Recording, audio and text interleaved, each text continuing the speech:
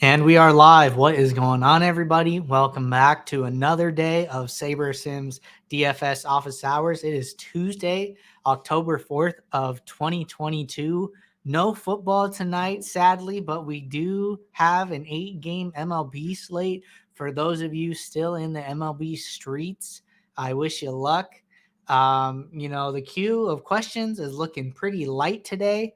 For those of you who are here for your first time, this is a show where we review questions sent into our Discord or via live YouTube chat.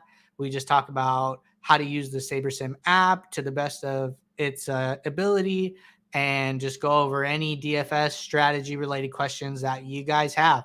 So, light on the questions today. Get your questions in now. If you're not a part of our Discord, there is a link in the description of this live stream to join, where you can have access to the office hours Discord channel where everyone asks their questions ahead of the stream. That way I have some questions to keep us rolling while the viewers show up and more questions come in. So that being said, guys, we're going to get going right now. I'm going to get SaberSim up on the screen and we are going to dive into our first question from Big A. And this question came in via Discord. And the question reads, whenever you guys get up, my bankroll is small, so I play only $1 to $5 single entry cash in GPP games with close to 1K plus entries. How do I go about finding that lineup? I just lock one or two players and let SaberSim do the rest. Any and all advice are appreciated. I'm trying to understand the trimming, exposure, and ownership stuff. So, Big A, good question. What I would encourage you to do is to take your bankroll allocation and try and get more lineups. I say, it is incredibly hard to win a contest on any given day, and especially just trying to do it with one lineup day after day is going to be lifetimes before you could potentially see like a big GPP win or something like that. So, what I would suggest is try and take your bankroll and play like the dime time on DraftKings, the 10-cent 20 max entry for $2. Play the quarter jukebox, which is 25 cents per entry, 20 max. Or you could go over to FanDuel on like a given Sunday and play the pooch punt and 5 cents an entry, $7.50 to max. Like you're gonna get 150 entries for $7.50, which is just way more chances on goal than the single entries that you're playing now. I think it's incredibly hard to build a set of lineups and, scroll through and just pick the optimal of whatever's going to be the highest scoring lineup. Like if we knew what was going to be the highest scoring lineup, that would be like your number one. That would be at the top. But, we're ranking the lineups based on SaberScore, which is like our metrics of balancing correlation and ownership. And, the top SaberScore lineup is the lineup that had the highest positive expected value over our sims, that was just like showing up as like the most likely to be profitable in the long run. So, there's no like magic secret like, oh yeah, lineup 27 is like always the lineup that scores the most. Like you're not going to find that. The best thing I can encourage you to do is to take your bankroll and try and play more content, try and play more lineups total. That way hopefully you can get to a higher scoring, high GPP finishing lineup sooner. So maybe not the answer you're looking for, but I think that's the right direction for you to go. So I encourage you to give that a shot and try that out. So next question coming in from PokerDad 2878 in Discord. And the question says, just getting back into DFS, I have established my bankroll on DK and have watched the video from September on bankroll management, which I really love. I'm sure this has been asked a million times, but I'll ask anyway, being that we want unique lineups for each entry. Would you build separate builds for each contest type? and field size, or just run one blanket one for all lineups? Thanks. So Poker Dad, I see that Shady Advice got back to you already, and what Shady suggested was NFL is the one sport where you likely have time if you have a quick process to do separate builds. For most sports, the recommendation is either go with the settings that are the highest or in the middle somewhere. And I see that you were good with that answer. I just wanted to touch on it. We have, let me pull the app back up. We have these different drop downs. We do just the most standard single entry, 3 max, 20 max, 150 max entry limits with the different contest sizings. If you have the time and you want to come in here and build all of your single entries different, all your 3 maxes different, your 20 max, your 150s, then like more power to you. Like that's totally cool. If you're in a crunch for time and you want to build them all together, that's okay too. You know what you can do is you can find a set of sliders that is somewhere in the middle. So if we're playing like a single entry 1 to 10,000, we take this 436. Then we're playing like a 20 max with like 10 to 50. Then we have like a 557. You can kind of average those out and pick some sliders somewhere in the middle, or you can like lean toward the higher side. I would discourage leaning toward the lower side, but you could do that, or you could build them according to our like DFS profit plan, which is what I like to do, and have one build for diversifiers, which are my 20 maxes and my 150 maxes, and then have a second build for my single entries and 3 max. And instead of split them into 4 different builds or split them or make them one complete build, just do 2 and just do the single entry and 3 max together, the 20 max, the 150. Pretty consistent with the DFS profit plan. If you're not familiar with the DFS profit plan, I will show you where you can learn more about that, and that will be on our YouTube channel. So if you go to SaberSim on YouTube and you go over to our playlists, and you can go home, just go to home, and then you'll see this new here, start here first, start winning more with the DFS profit plan is the best place to start. Jordan does a great job of breaking down the research that Eric on our models team did on just the best approach for creating a contest portfolio. Goes into a lot of detail. Awesome watch. I would highly recommend that. So if you haven't seen it, check it out. But that is how I would approach my contest selection and my how I divvy up my builds for different contests.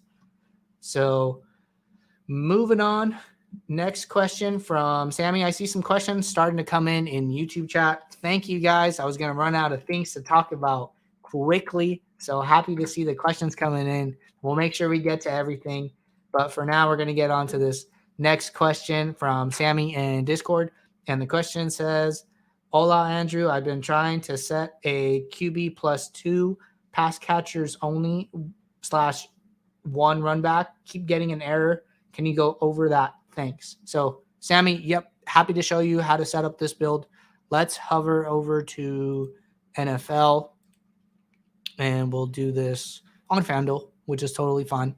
And we'll go over to let's go to the main slate from last week. Sometimes early in the week, the upcoming slates will run a little slow.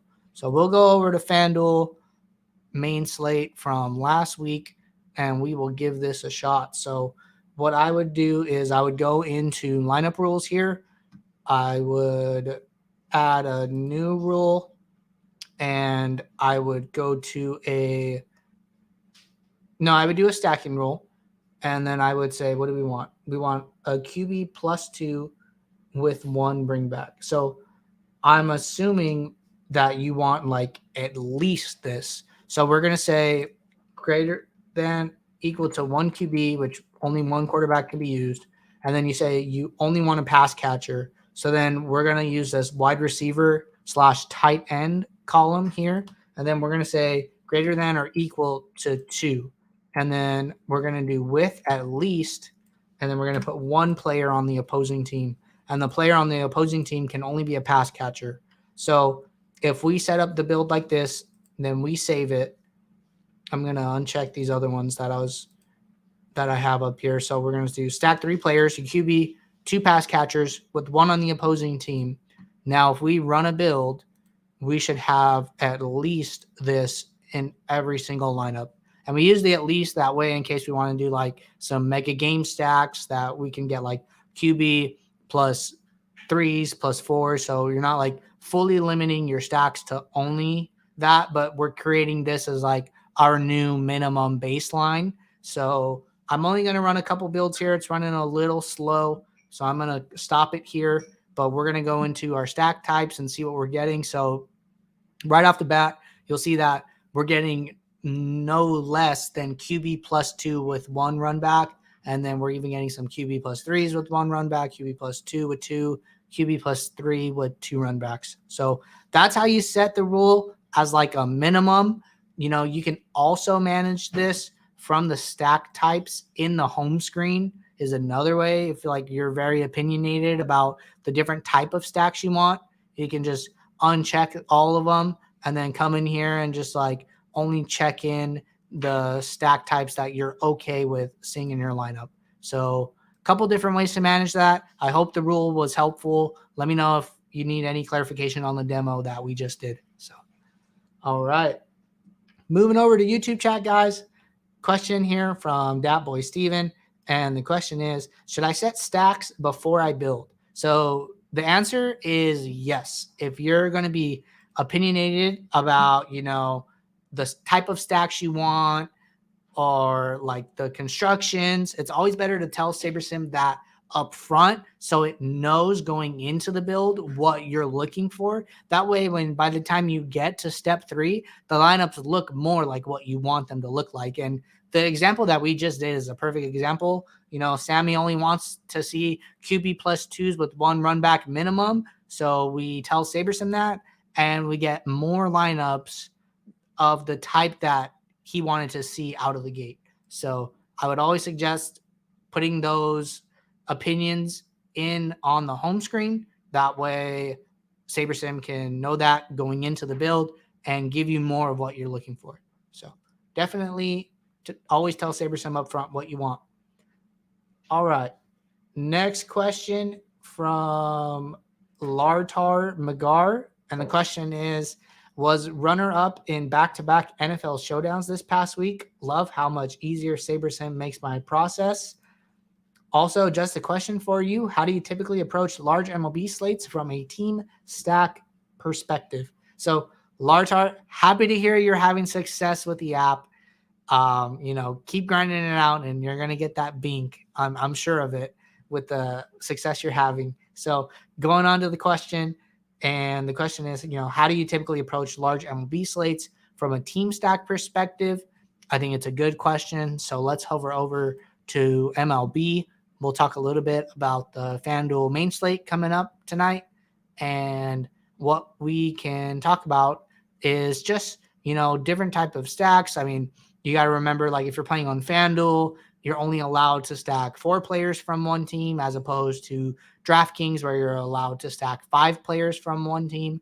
I'd say that, the bigger the slate is, the further from the optimal you're always going to be. So in like that case, I'm totally okay with having bigger stacks or more bigger stacks on a larger slate than I am like a smaller slate. So, if you're like trying to maximize correlation, you could always like try and get more of like the 4 stacks and, your secondary stacks. I mean, you could do like 4 2s, 4 3s, 4 4s, whatever.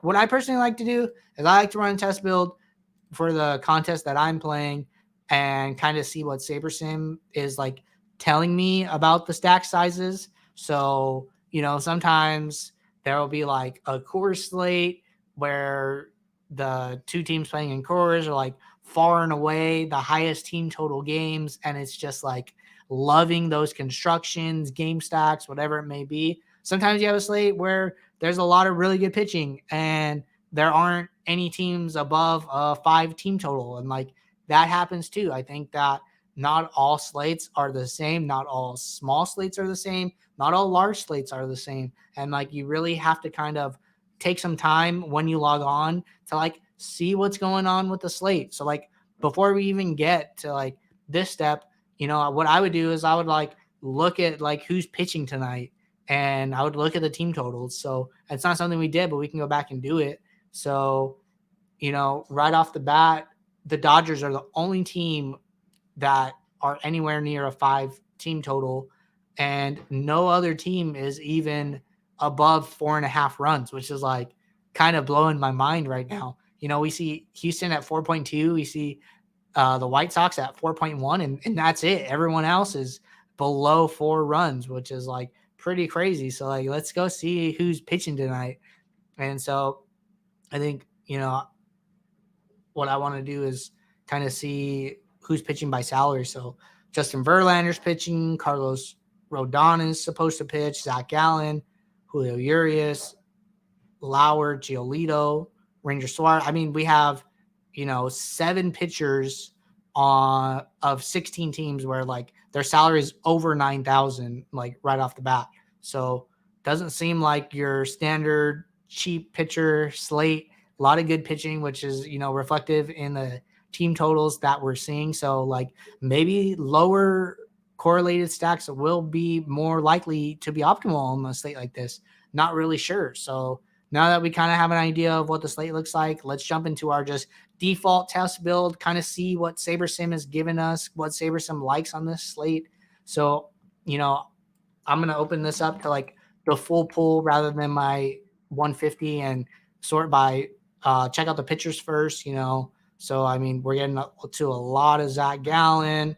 We're getting to some Justin Verlander. And then it kind of gets like there's like a big drop off in exposure here. So it's saying like these 2 plays are like kind of far and away like the best plays. And then we see like some lower exposure to like some of these decently owned guys here.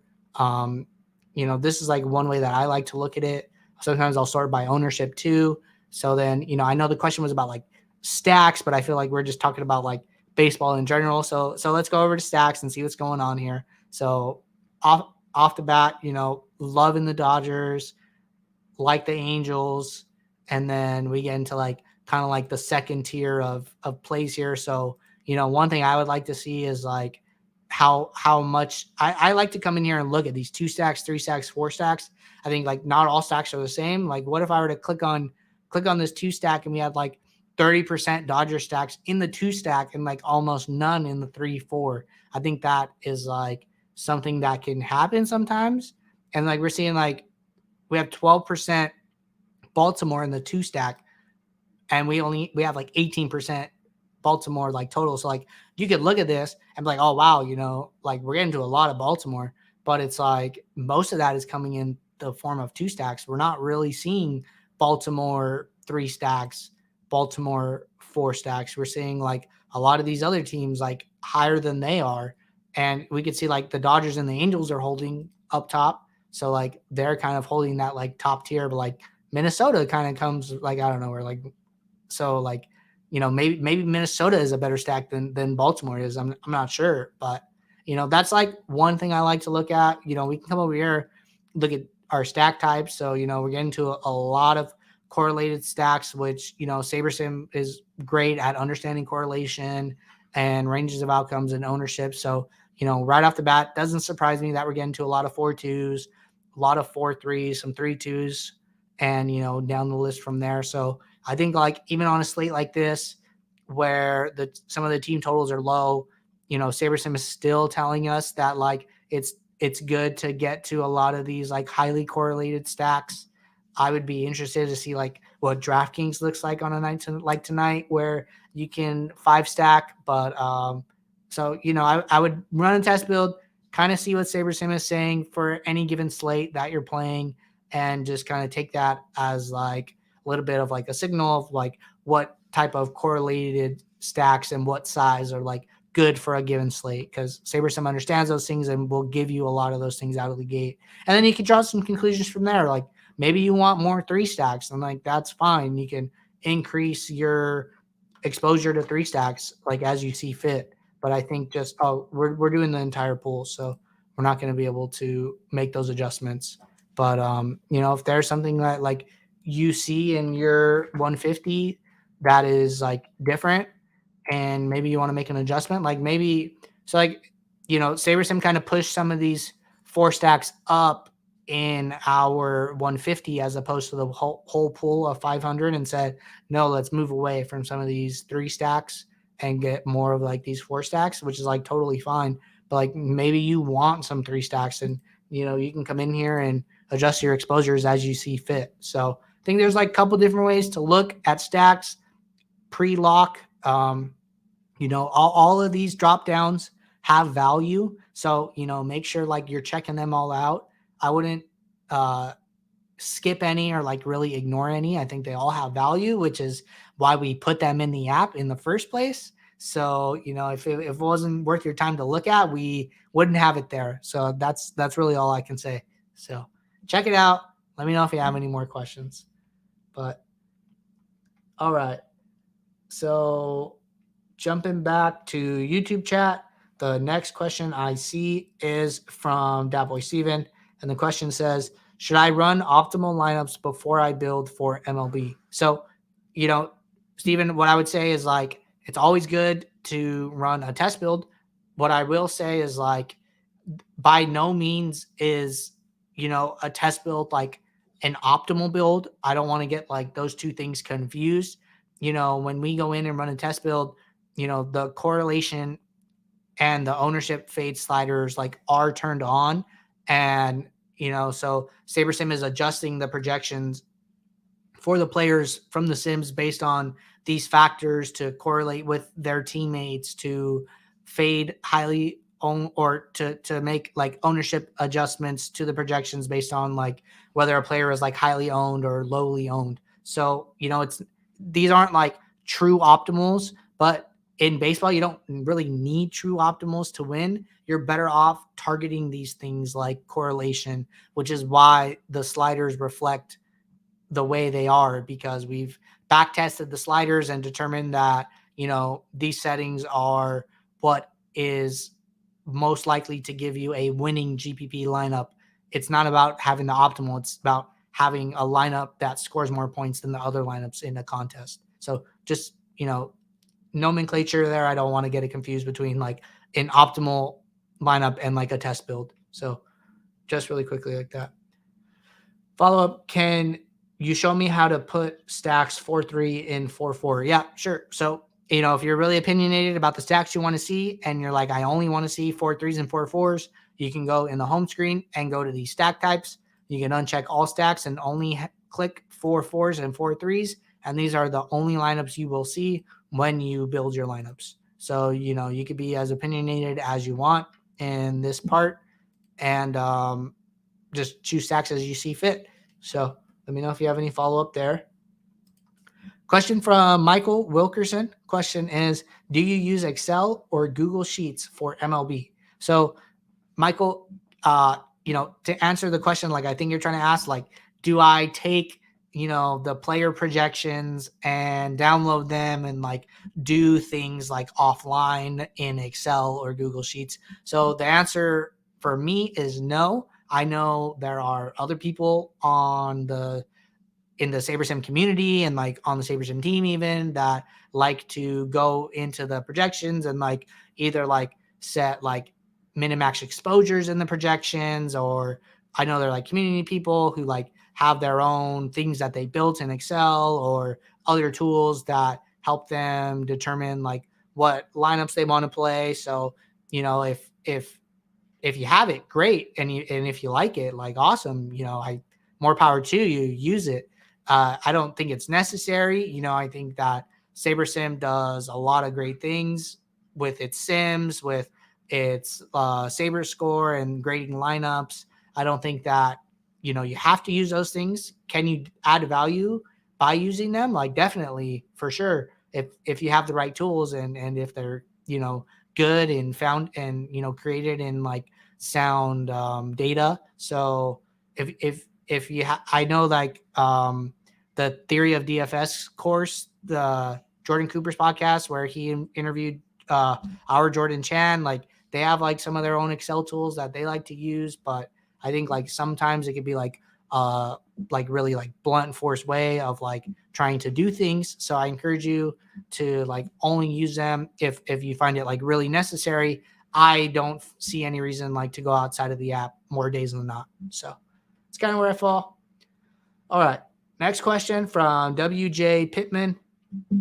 Question is, does late swap build take into account any of the actual data from locked positions / players, i.e. actual ownership percent or current points, or is it still using data from pre-lock for those players? So Pittman, to answer your question, no, late swap does not understand like how your lineups are doing to that point at which you late swap.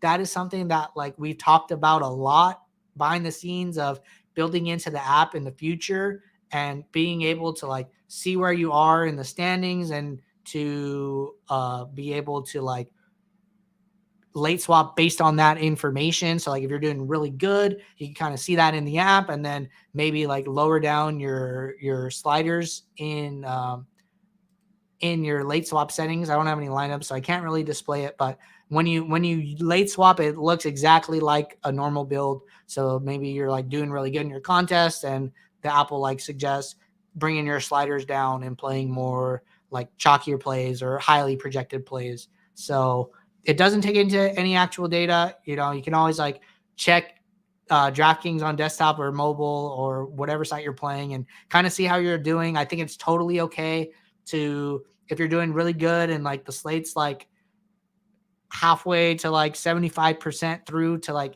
do a late swap if necessary and like bring your sliders down so you play some of those higher projected plays, because probably at that point a lot of the plays that you needed to go off in order to have a shot at winning have, and you could just try and pack in more projected points. I think that's like totally okay. But what you're describing is something that we do want to build into the app in the future, and we think would be like really cool feature to have that nobody in the industry is like really has or is creating at the moment. So good question. I hope to see it come to fruition in the future. So next question from Shadowhawk, and the question is, I feel like I was doing something wrong using SaberSim because I would set everything up and would put the picks in that had the highest Saber score, but would still earn nothing. Can you assist? This was NFL, MLB, NASCAR, etc. on DraftKings, FanDuel, and Yahoo. So ShadowX, you know, what I could say is like DFS is a very high variance game. I would, you know, point you in the direction of our DFS Profit Plan, which I already called out earlier in the stream, which I have right here, the DFS Profit Plan.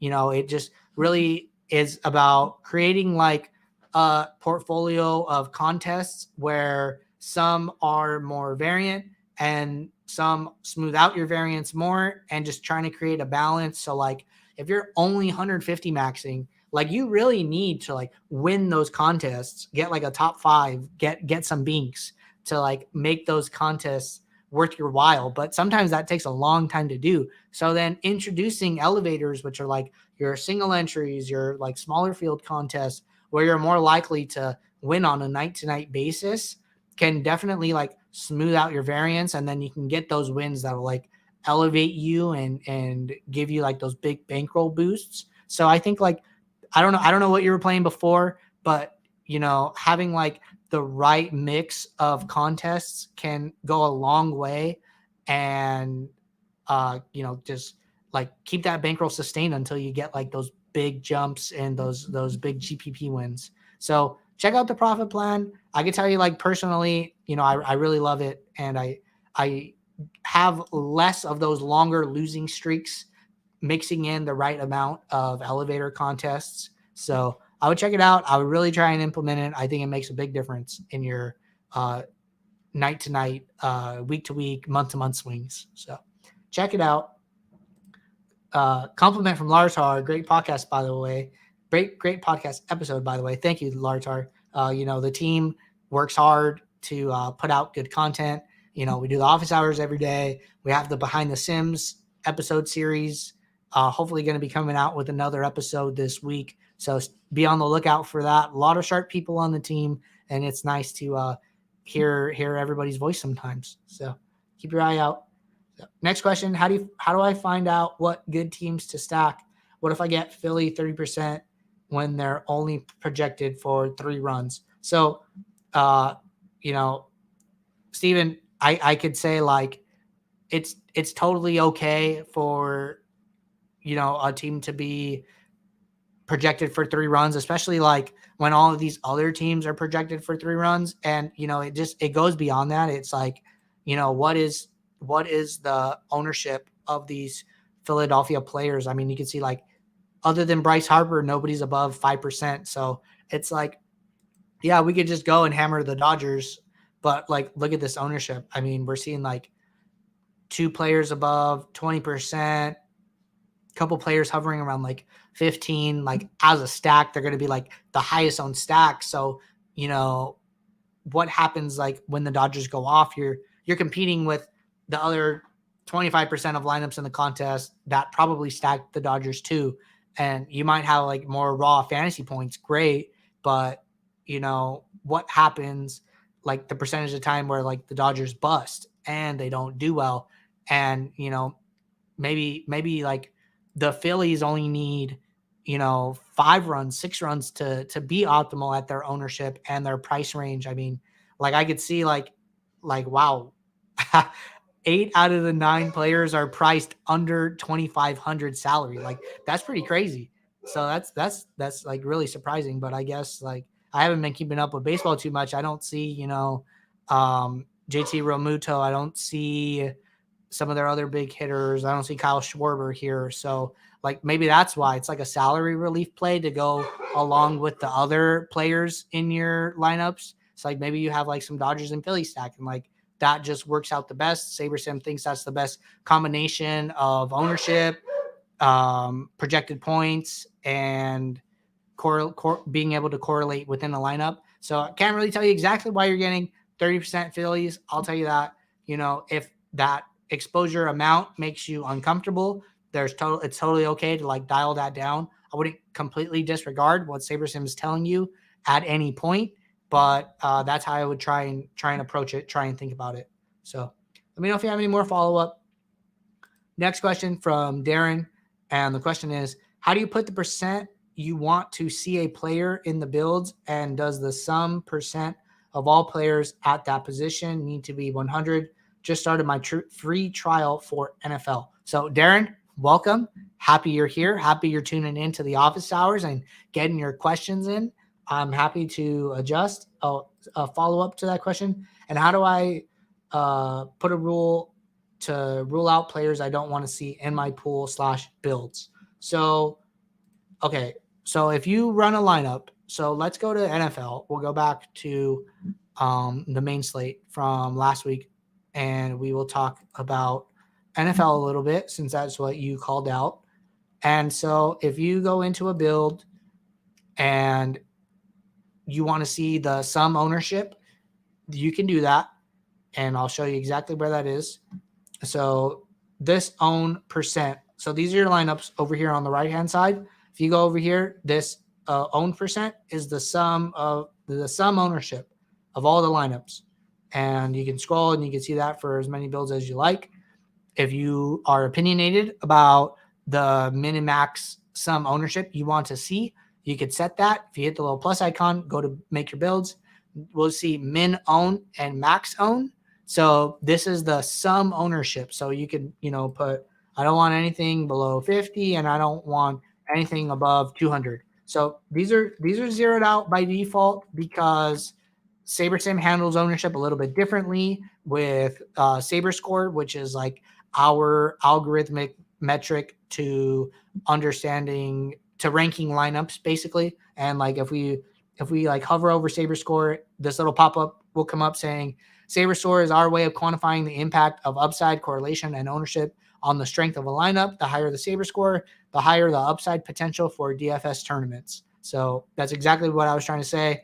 And, we prefer to rank our lineups based on SaberScore as opposed to some ownership. If you want to see some ownership, the lineups by ownership, you could just hit this little drop down here, and there's like different lineup sorting methods. So if you want to sort by some ownership, you could totally do that. It's set to Saber score by default because we think that's a better metric. And then to answer your second question about how do I rule out players I don't want to see in my builds, what you can do is like, okay, I don't want to play any Austin Eckler. You just come over here, this little check mark on the left, you just uncheck it, and you can just uncheck as many players as you want. This is like your pre-build screen. And then when you build your lineups, these players will not be in that screen. So what I was doing previously is this hide removed players on the right. And if you hit this, you won't see the players that have been removed. If you uncheck it, then you'll be able to see the players that you are checking off. So that's how I would go about setting my player pool. If you're opinionated about that, we do have a filter by default here. These are like mass lineup pool filters, and we have a filter for every player in your lineup pool must have a projection greater than 3 by default. So you can always do player pool curation from this screen. You could do it based on ownership. You could do it based on like stats from the Sims, projection salary, whatever. If you don't want any players, under 3K salary, you could do that here too. So a couple different options for player pool curation for you. So, all right, next question from Dadboy Steven. Is there a difference between a research build and an optimal build? So, I think this is like getting back to something that Jordan would talk about a lot on stream, which is like a research build. And what Jordan would do would come in here, set the correlation to 0, ownership fade to 0, and sim precision to 10. And what you're trying to do is like ignore any correlation adjustments, ignore ownership fade, give me single sim optimals, and just tell me what the best lineup is, 1,500 times, and let's see what that comes out to. And so to answer your question, this would be a research build, and this would be like a quote unquote optimal build, just because you're discounting correlation and you're discounting ownership fade, and you're taking single game sims, and you're trying to find the optimal lineup from a given bucket of sims and just pull out those players with like no correlation or ownership adjustments made to it. So like I would consider this like a research build / like optimal build, kind of in a similar sense. So just remember, like if you set correlation and ownership to 0, you set sim precision to 10, you're taking single game sims and not adjusting for correlation or ownership, and just getting that like raw sim output is basically what's happening there. So, all right, next question from Jimmy VB. I feel like I'm making too many adjustments rather than just listening to what SaberSim is giving me, which sometimes causes the exposures to break. How can I improve in this area? So, Jimmy, first off, we've really been like trying to hammer home our new DFS framework, which we're calling like build, review, revise. I think it's totally okay to break a build. And, when we say like break a build, what we're referring to is like getting to the point in a build where it tells you that it can't build any more lineups. And so, I'm going to mess with the max exposures here until we get to like that point, just to make it give us an example of like what we're talking about. So I'm going to keep making some adjustments here. Okay, boom. Unable to meet exposures. Your lineup pool cannot meet your requested exposures, send exposures, and return to projections to start a new build. This is totally okay to get to this point. This is like part of the revise section of the DFS framework, the build, review, revise. So what I would do, I would hit keep editing. I would keep making as many adjustments as you want. And then when you're done, I would use this little arrow, and then I would send the projections and exposures that you've set in this build back to the home screen. And then when I do this and I hit send and I go back to the home screen, those opinions that I had are now going to be saved. Like I had it set Brandon Cooks to 100%. Like maybe you want 100% Brandon Cooks. So now when we rebuild this, our new set of lineups, the opinions you had, you're not going to have to set them again. You've already set them. They've already been saved. SaberSim knows this is what you want. So you're going to have like less frustration, less adjustments to make the second time around, the third time around, whatever it may be. So, don't get frustrated when you get to that message. Use that as an opportunity to say like, no, I didn't tell SaberSim enough of what I wanted to see up front. Let me send these exposures back to the home screen and then run a new build. And you'll just keep going through that build, review, revise phase until you come up with a portfolio of lineups that you're comfortable with taking into your contests. So don't get frustrated. I think it's okay to make exposure changes. I would like caution you from like making like, tens of hundreds of them. Like, SaberSim is really smart and is giving you these guys like for a reason more often than not. So, but if you're really opinionated, and that's totally okay, go ahead and send those exposures to home once you're done making them, and then rebuild, and SaberSim will give you the best lineups with those factors in mind. So totally okay there. All right, next question from that boy Steven. I've been setting team exposure for every team. Should I not do that? Or should I do that?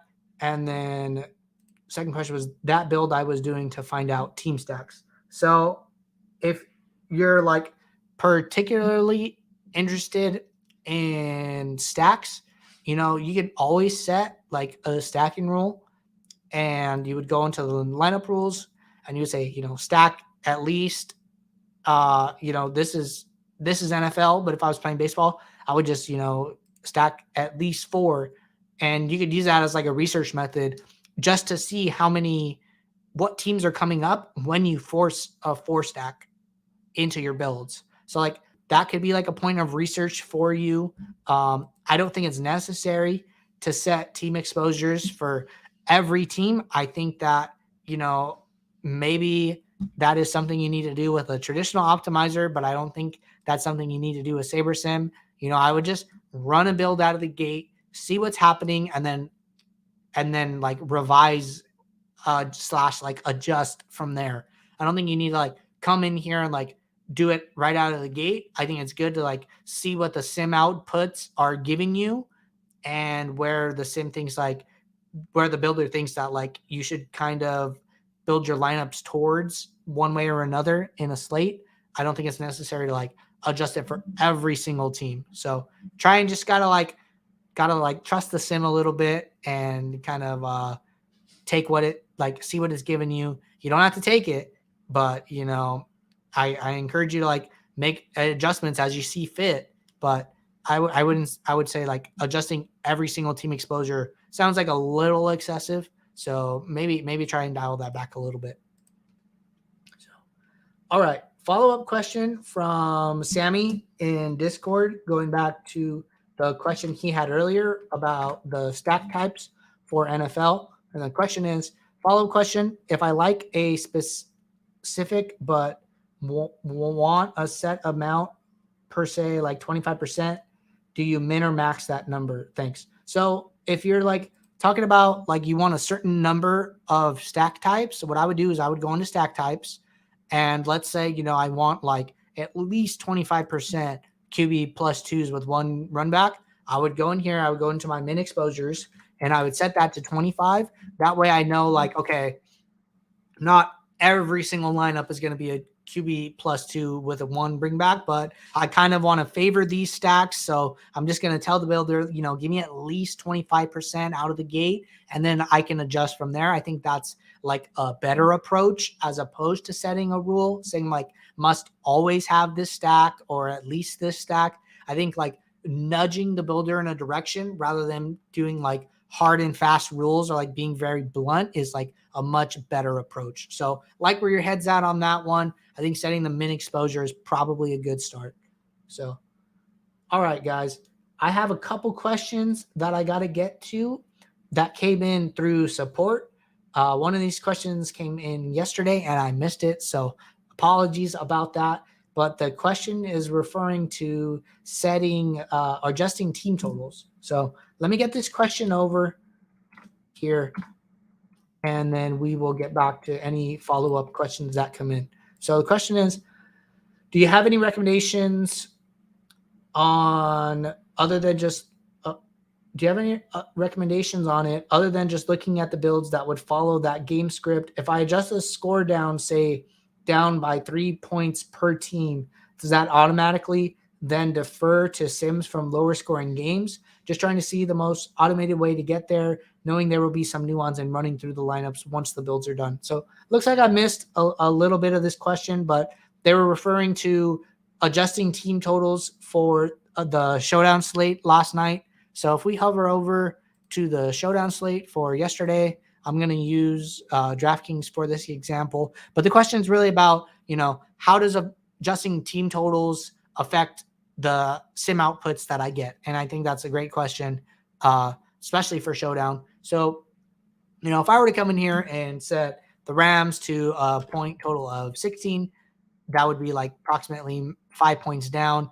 And then the San Francisco 49ers down to 17, that's like approximately 5 points down. So what this would do, it would look at our entire range of game sims, and what it would do is like shave off sims from the highest scoring side of the sims, and until a point where the new mean totals that we're like looking at match these inputs that you've given us. So it'll scratch off all the high scoring games until the new mean is 16 and 17 for these two teams. So that's like really what's happening when you're adjusting the team totals. So that's like the best way to think about it, is you're adjusting the mean by disregarding sims at the highest range. So if you were to do the opposite and adjust the sims by 5 runs in a positive direction, then we would shave off sims from the bottom lowest scoring outputs. So think about it that way.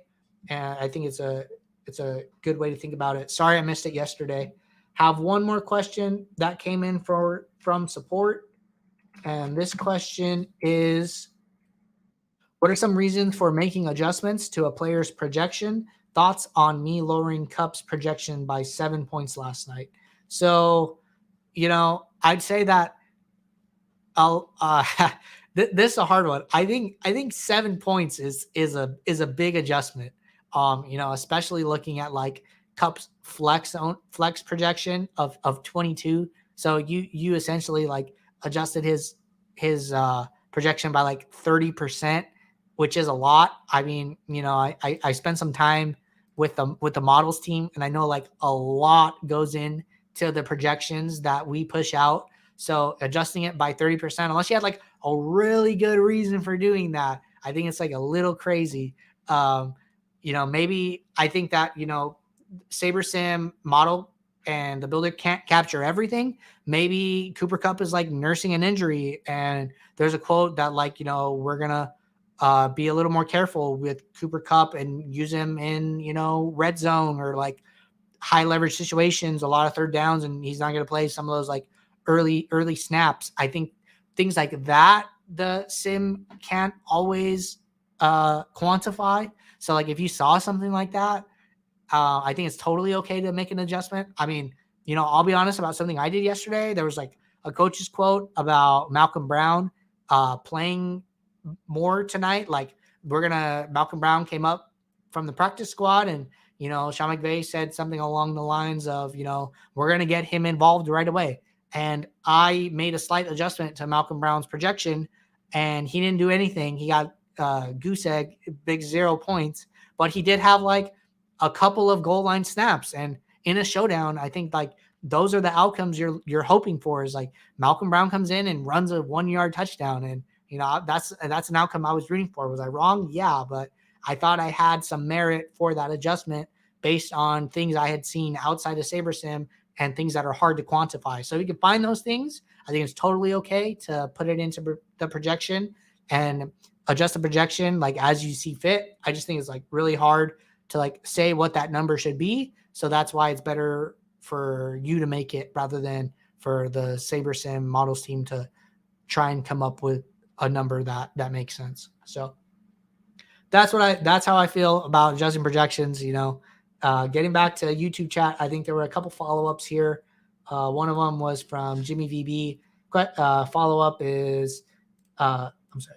Thanks. I usually set the build pool to 1,500 lineups. If it breaks, would you say the adjustments are not optimal at that point, or send them back and get my new pool with my adjustments for optimal? So, I want to be like cautious about like using the word optimal. I think like, you know, the builder really tries and gives you like the highest ROI lineups that it deems suitable. But you know, the SaberSim builder doesn't really understand risk management. So I think that's like the biggest thing that's occurring in step 3 is risk management. And I think that, you know, you're not trying to make like nothing you do in step 3 can like change the lineups that you've already been given. Doesn't make them more optimal or less optimal. I think it's all about just balancing out the risk at that point, and you know, just trying to like say like, no, I don't want to be 100% exposed to Cooper Cup. That's too much risk. What if he gets hurt? And it's more adjustments along those lines that are like risk management. Maybe you want more of a player, and you're okay like, you know, maybe I only have 20% Tyler Higbee and I want 40% because I just feel strongly that he's a good play, and you're okay at accepting that extra risk by playing him more. I think that's totally fine. So I would really think about like step 3 is like not optimal versus non-optimal, and think about it more as like more risky versus less risky. So I think that's the best way to go about it. All right. Question here from Darren. How do you work the team stacks and game stacks tabs? So I tried not to make, you know, too many adjustments. Let's go back to our FanDuel main slate, just a little easier to work with here. And so good question. And what you can do is that, you know, I wouldn't make any adjustments to it in the home screen when you first log on. I would run a build, kind of see what it's saying, and then, you know, look in these team stacks tabs in the build and kind of see like this is a great example. I mean, we have 20 lineups and 14 of them are Raiders game stacks. And we could see that like they aren't even like our highest pool exposed stack. So like maybe this is, you know, SaberSim's obviously telling me like they're a great play for whatever reason, but you know, maybe this is just too much risk for me. It's like, no, I don't want to do this. You know, I only want like 50% maximum. And then, you know, we can lower that. We can look at like what game stacks we're getting. We're getting a lot of the Denver Raider game. You know, maybe this is like too much game stacking. I don't want all my eggs in one basket, especially with all these other games on the slate. So let's do like 30% maximum across the board. And I'm just making up these numbers as we go. And then, you know, you make all your adjustments and then you say, okay, SaberSim, you know, you can't meet the exposures. Take my inputs, send them back to the home screen. And then I'm going to go back to the home screen and I'm going to hover over to my team stacks. I'm going to see that the Raiders are limited to 50% maximum in the team stacks tab. And the Cleveland Atlanta game that we had is limited to 30%, which is a stack that was coming in higher than that. So we lowered them. So I would run a build, make adjustments in there, and then send them home rather than come in here and just be opinionated out of the gate without looking to see what SaberSim likes or doesn't like first. So that's how I would think about it. Jimmy said, great. Thanks for clarifying. Happy to do so. Guys, I don't see any more questions coming in. I think that, you know, you guys did a great job of filling up the time slot. I was pretty worried the stream was going to be really short today. So thank you guys for jumping into YouTube chat and adding questions and, you know, just having solid DFS conversations. So we'll be right back tomorrow for another day of office hours. And until then, make sure you get your questions in the office hours Discord channel. If you're not in Discord, there's a link in the description of this live stream. So I would highly recommend joining. And until then, I will see you guys. So bye.